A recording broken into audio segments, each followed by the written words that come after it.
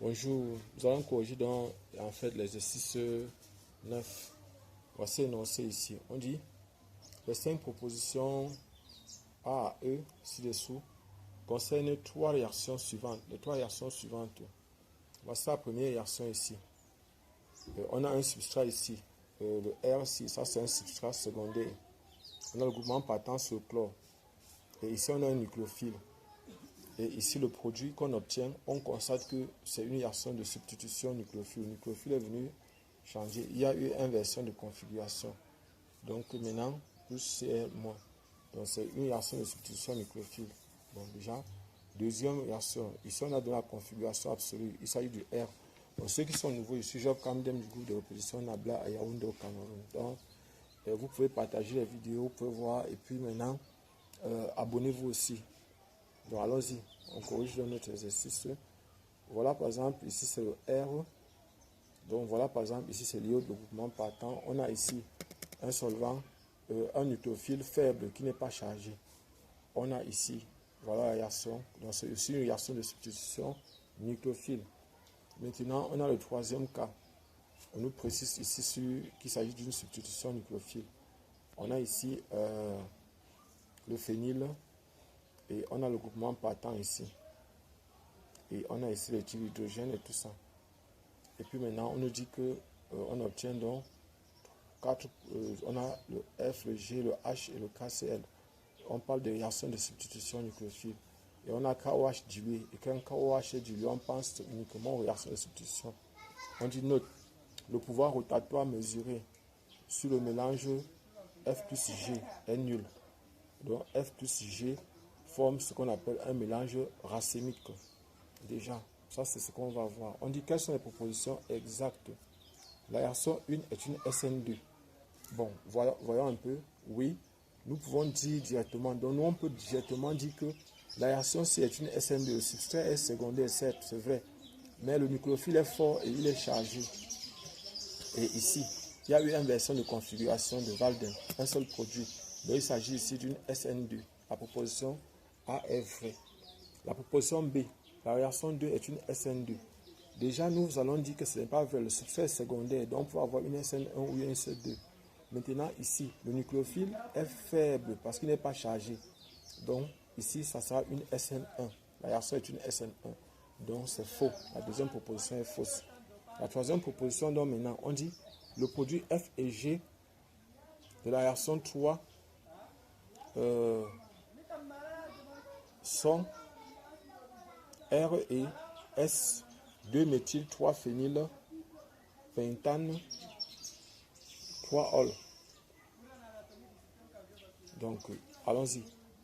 Donc, on dit le produit. Voilà. Donc, ce qui forme un mélange racémique. Déjà, ici, il n'y a pas la présence d'un atome de carbone asymétrique.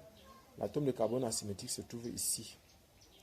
Donc, au niveau d'ici, il n'y a pas d'atome de carbone asymétrique. Ça veut dire que si ici, il y a une réaction de substitution, ça ne change rien. Mais pourquoi on a jusqu'à 3 produits? Ah oui, il y a certainement peut-être eu ce qu'on appelle la transposition. Il doit y avoir eu ce qu'on appelle une réaction de transposition ici. Donc celui-ci part et puis le groupement c'est migre. Donc déjà ici, on a celui-ci sera là. Mais si l'autre a formé un mélange racémique, ça veut dire qu'il y a eu transposition ici. Donc ce n'est pas une réaction de substitution directement sur l'autre ici. Il y a eu une réaction de transposition déjà. Donc le groupement s'est quitté là, c'est venu ici. Et bon, on va voir ça. Essayons de voir. Voici, on est à l'exercice 9. Exercice 9.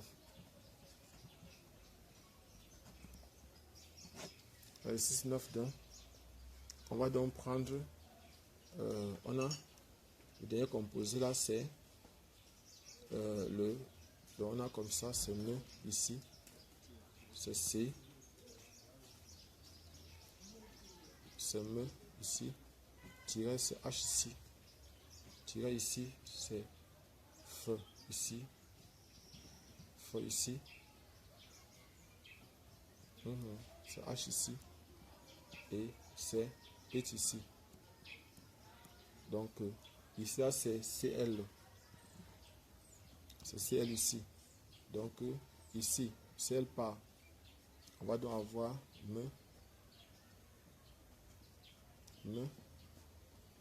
C, Maintenant, ici, on a feu. Et il y a plus ici. Bon. Ici, il y a H. Ici, il y a it. Donc, dans un premier temps, un des produits, ça sera celui-ci. Moi, ce n'est pas le produit qui m'intéresse. C'est la réaction. Donc, ici, voilà ce qui va se passer. Il y a une réaction de transposition. Ceci migre là. Et là, on va donc avoir ici un truc comme ça, comme feu. C'est une réaction de transposition.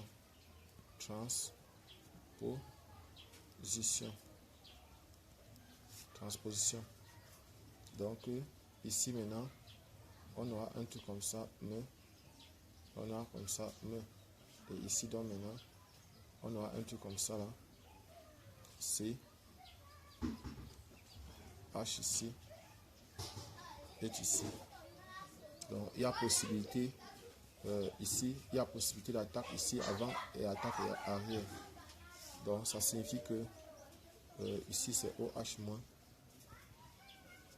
OH-. Donc ici, il y a possibilité d'attaque arrière et attaque avant. Donc voilà ce qu'on va avoir ici. Ça sera donc, on va avoir donc deux produits ici. Deux produits, c'est le fait ici. C, ici. Ici, là, c'est C. Ici, c'est OH. Ici, c'est H. Ici, c'est H. Plus donc maintenant, ici, c'est feu. C,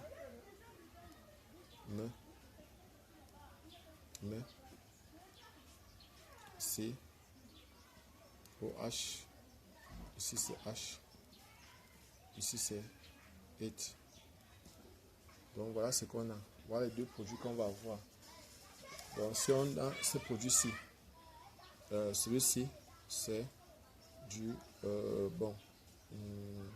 La fonction alcool est ici, ça va faire 1, 2, 3. Ça c'est du 3. Et 1, 2, 3. Ça c'est du 3. Donc 1, 2, 3. Et ici la configuration c'est 1, 2, 3. 1, 2, 3. On lit, c'est S ici. Et ça c'est R. C'est R ici. Donc ça doit être du 2. Donc ils ont dit le composé, le nom du composé c'est quoi? C'est ça ici. C'est du 2-méthyl 3-phényl. 2-méthyl 3-phényl. Non, c'est pas du 2-méthyl 3-phényl. Ce que nous on a ici plutôt c'est si on prend l'autre ici, ça fait 2S. 2S, c'est du 3-méthyl. 3-méthyl 3-phényl. Hexane. Oui, ça va faire 1, 2, 3. Pentane plutôt. Pentane. 3 ol. Non, ça veut dire que ça va faire plutôt 4. Ça fait 1, 2, 3, 4. C'est du 4 ici. 4, 4. Oui. C'est du 4, 4 ici. 3 ol. Donc voilà le composé. On a ça, le 2S et le 2R. Donc voilà ce qu'on a. Et puis maintenant, ici. Donc la proposition ici elle est fausse. La proposition est fausse. Donc maintenant, le produit H issu de la réaction 3 possède une configuration, possède une activité optique. Le produit issu de la réaction 3. Non, c'est faux. Parce que le chlore n'est pas sur un atome de carbone asymétrique. Donc, il ne peut pas avoir de pouvoir rotatoire. Le pouvoir rotatoire est ici. C'est celui-ci. C'est vrai. Celui-ci possède... On va dire que c'est vrai. Parce que déjà, ça possède une activité optique. Oui. Le produit ici possède une activité optique. C'est vrai. C'est vrai parce que celui-ci déjà possède une activité optique. Oui, maintenant, le E, le produit H issu de la réaction du 3 est le S3-méthyl 2-ol. Donc maintenant, ce ne renverse pas. Et que la réaction a lieu ici. Donc ici, ça sera quoi? Ici, on a 1. On a 1 ici, 2 ici, 3 là. 1, 2, 3. C'est R. Donc, et ça, c'est le R. Donc, c'est R qui est là. C'est R ici. Donc, ça veut dire que comme ils ont donné S, il n'y a pas inversion de configuration. Donc, ça veut dire que c'est faux. Le E est faux. Donc, merci. Partagez la vidéo et abonnez-vous.